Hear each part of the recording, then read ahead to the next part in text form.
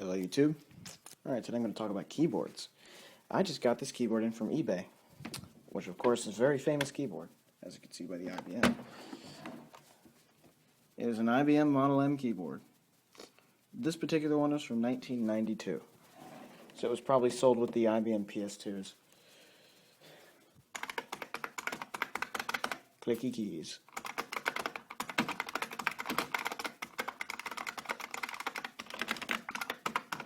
And most importantly, they don't have a freaking Windows key.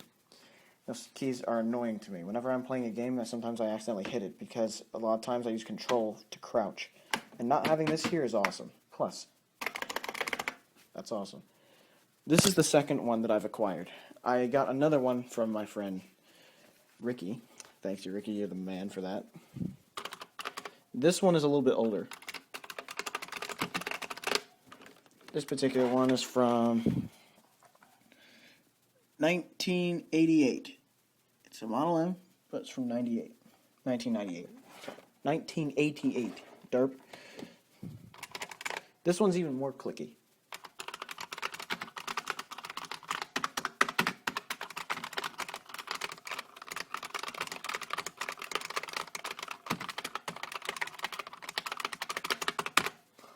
I like these keyboards. I like them a lot.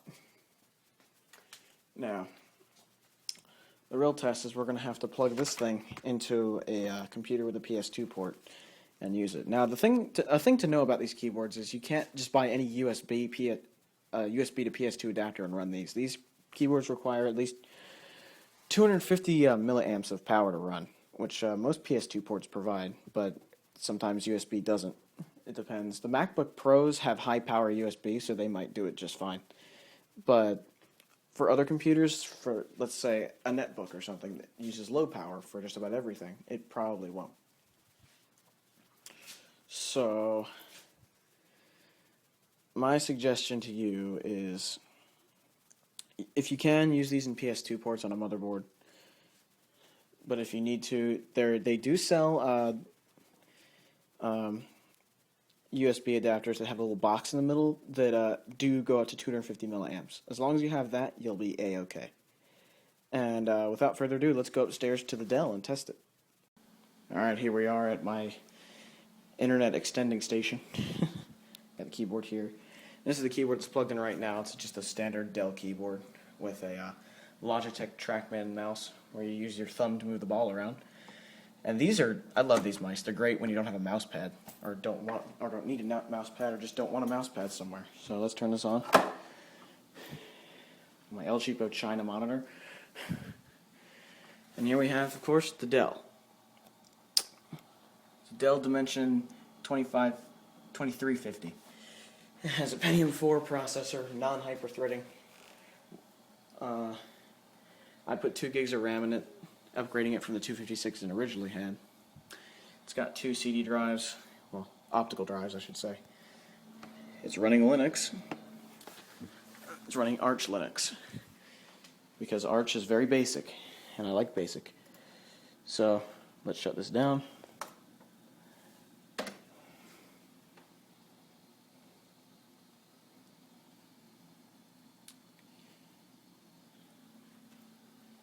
This computer is from about 2003, by the way, in case you were wondering. Alright. Of course, now these take PS2, which is nice. So we'll plug this into the back of the computer, into the PS2 port, of course, into the one label for the keyboard, which is normally purple, I think. Yeah, it's purple. Put that there. Unplug the USB keyboard. There you go. I always use USB mice because I've had PS2 make mice go before. Alright.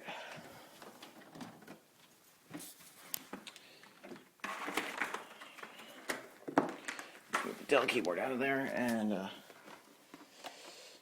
I forgot to mention that to plug this keyboard in, it uses an RJ jack, some kind of RJ. Yeah, look at that. You plug that in so you can switch the keyboard cords if one goes bad, which is excellent. Just Stick that in there. Move the cord around the top. Alright, here we are. New setup for the station. Alrighty.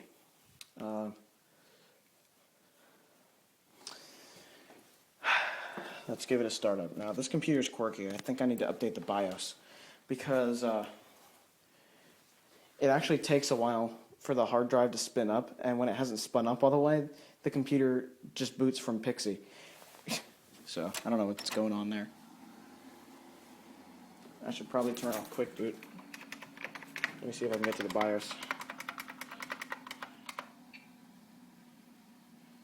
Yep, there's the BIOS. Now this will probably help. If I go to power, let me turn off Quick Boot. Maybe that will help. And of course, F10 to save. As you can see, the keyboard is definitely working.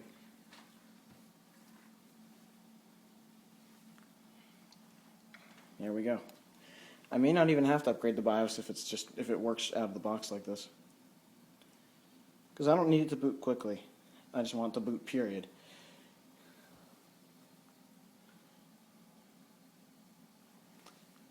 That Dell logo is going to stay there for a while, probably. Yeah.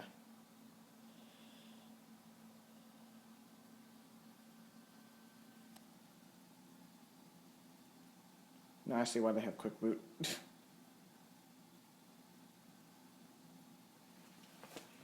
Because it takes a while for this thing to run its tests and all that shit. There you go. There's a classic floppy sound, but it still went into Pixie anyway. Media test failure, check cable. Derp. That's bizarre. I don't know what the fuck is going on here.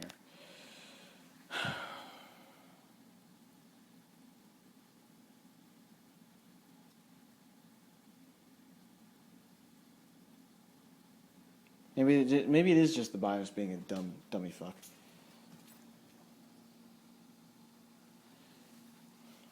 I'm gonna put Quick Boot back on.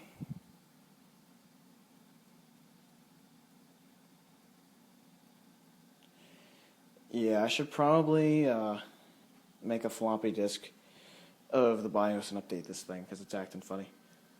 But we do know that the keyboard works. That's an important thing.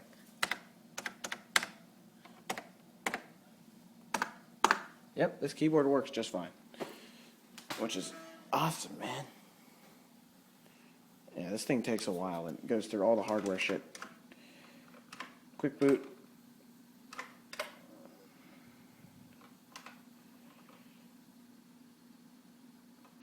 I kind of want the post message instead, so. Wow, look what it did. Derp. It made both of the CD-ROM fail. I'll make Quick Boot disabled as well, and I'll just go to hard disk. Now save. And don't change on me. Derp. There it goes. Now that's the kind of BIOS screen I like to see. It actually tells you something. I know that it's a Dell. I don't need that and that logo in my face.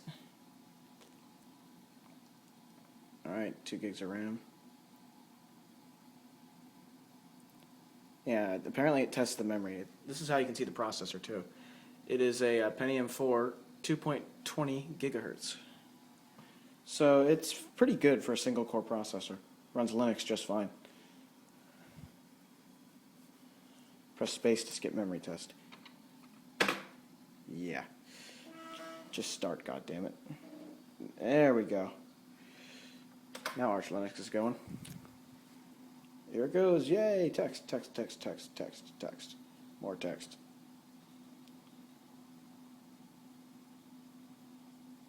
And a smaller text. Starting GDM, so we should have GNOME in a second. This is off of an IDE hard drive, by the way.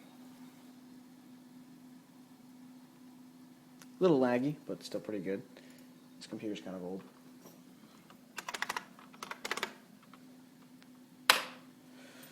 There you go. Bada bing, bada boom.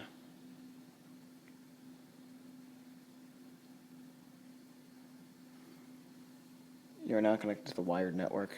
I use this computer to route internet, so it detects the wireless up here, and I just share that out to this router. And I use Linux to do it because paying to do that for Windows, and because Windows is just insecure, and doing that would be suicide. But there we go.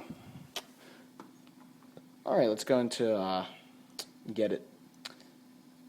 Let's go into Get It text editor and just type some stuff. Yep, it works. Yep, it works just fine. Cool. Close without saving.